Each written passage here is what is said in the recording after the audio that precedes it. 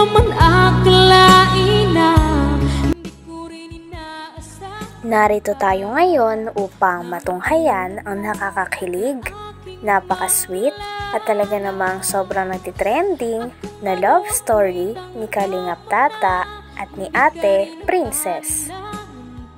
Sa pagpapatuloy ng ating istorya ay tinanong nga ni Kalingap Tata si Ate Princess habang sila ay nakaupo doon sa bench ng paaralan ni Ate Princess. Tinanong niya si Ate Princess kung okay naman daw ba ang kanilang buhay ngayon na natutulungan na rin sila ng pag-vlog ni Ate Princess kasama si Kalingap Tata. Sabi naman ni Ate Princess ay opo at pinapahalagahan niya ang mga yon kasama si Kalingap Tata. Kaya, ano man yung blessings na matanggap ko, this is share ko sa iyo. Kaya, Magpasalamat din ako sa mga viewers din dahil sa akin.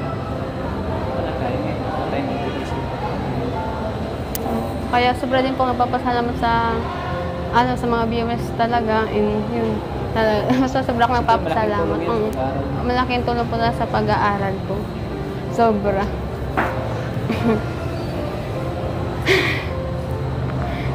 Grabe. Siyempre, sa mga pinapapat mama, lagi sila. Kaya, kaya malaking tulong po talaga din yung para kila ma'am at papa na nabawasan na rin yung gagastusin nila para sa pag-enroll ko dito. Kaya talagang hindi ko sinasayang yung lahat ng bagay na binibigay nyo para sa amin. Talagang pinahalagahan ko. Siyempre, kasama na yun doon.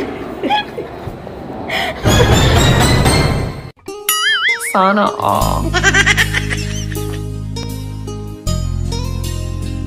Masdan kita nang di mo alam. Pre, kasama na yun doon.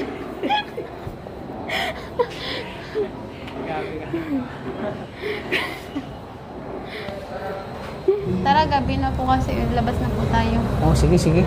Pero kain muna tayo. Sige po. Bago kayo mag-uwi. Sige po. Sige. Halika po. Tama, gutom na rin. Gutom ka na? Sobra po. Nagutom sa mahabang paghihintay sa pila. Oo nga. Abot-abutin ng 9 hours dito sa loob ng Mabini.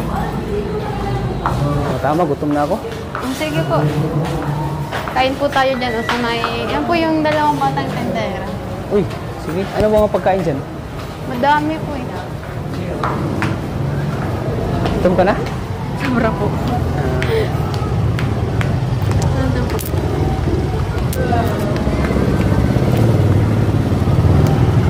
Yan. Ikaw, ano bang mga paborito mong pagkain? Ako po. Sa akin Talagang napakasaya nga ni Ate Princess at kitang-kita talaga kung gaano kalaki ang mga ngiti niya sa tuwing si Kalingap Tata ay kakausapin siya at kikitain siya. Kitang-kita nga na parang nahuhulog na talaga sa Ate Princess at si Kalingap Tata sa isa't isa. Napakatagal nga rin ang kwentuhan nila doon at puro kilig talaga ang inabot ng dalawa dahil sa mga banat ni Kalingap Tata kay Ate Princess. basta masaya. Yun. Dito tayo, baka may dito. Ito mo siguro baka meron. Baka may kape dito. Ang kape. Yung favorite niyo pong black coffee. May kape po kayo dito? Kape? Ayun, sinabi siya. Soft drinks lang? Soft drinks lang. Bawal ko sa akin yung soft drinks eh. Bawal po talaga. Saan? Ay, Dito daw. Meron daw dito. kaso, So, dito tayo. Ay, dito. Dito magkape.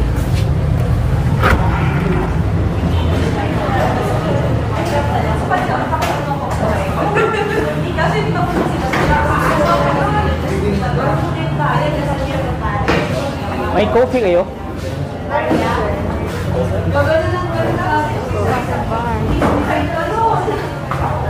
Ay, wala na.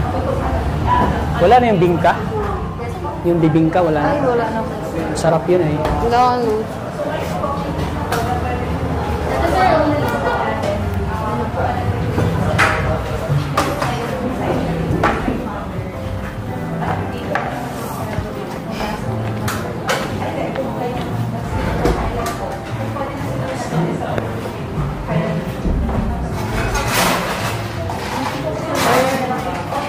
Fried chicken gusto mo?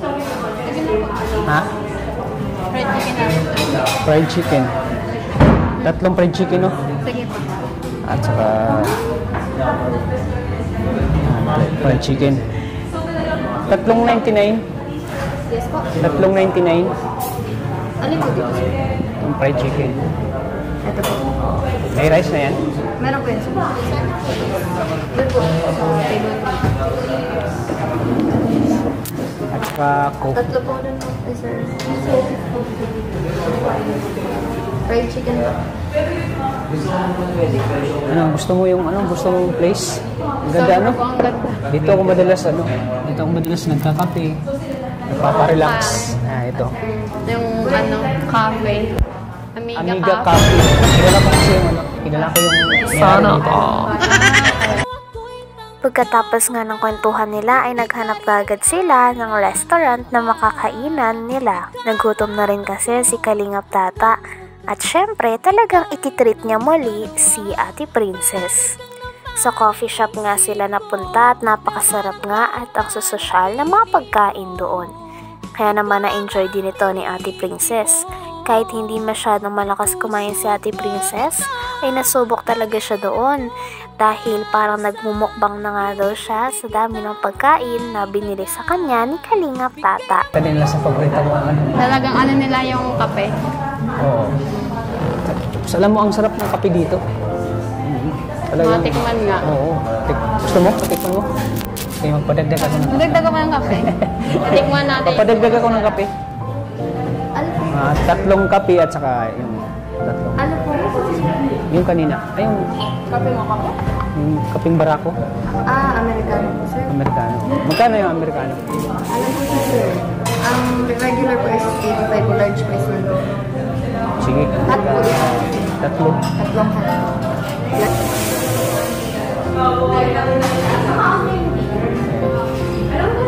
Para para mawala yung pagod mo kasi Mapagod yung...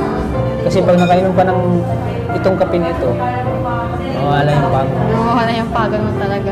Yung buyat. Hindi kasi yan nagpapaano eh. Kumbaga nagpapaano ng antok mo itong kape. Yung kape nga po. So, kalungkot, ano ba yung mga paborito mong pagkain? Ako, lahat ng paborito ko, wala mo na yan eh. Sa kape. Paborito ko talaga yung kinilaw. Ay, yung mga inihaw din po. Inihaw yun, yun ang mga paborito ko. Kaya pala yung Ilaw yun, inihaw. Kaya pala yung nagpunta tayo ng Legazpi. Talagang inihaw yung mga lagi mong Inihaw kinakain. inihaw talaga hinahanap ko. Kasi yun talaga ang paborito ko. Talagang paborito ko yun. Kasi yung talaga yung kasanayan namin pagkain. Yung mga inihaw po. Sana Inihaw. Masarap po yung Cheers mo tayo. Cheers lang. Hot.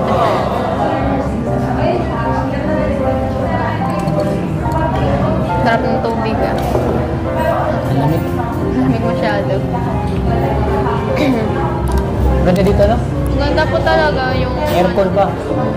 Naka-aircon. Talaga. Ano mo yung sarili mo dito. Ano mo. Ano ba yun? Marirelax. Relax. Marirelax.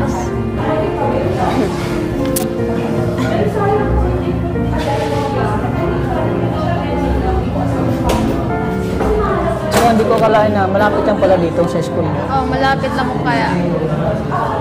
Kaya pag, sundin kita sa school niyo. Hanggang dito na lamang muna ang ating nakakakilig, napaka-sweet, at talaga namang sobrang pinakainaabangan at nagtitrending na love story ni Kalingap Tata at ni Ate Princess. Maraming salamat sa inyong panonood. Hanggang sa muli. Bye!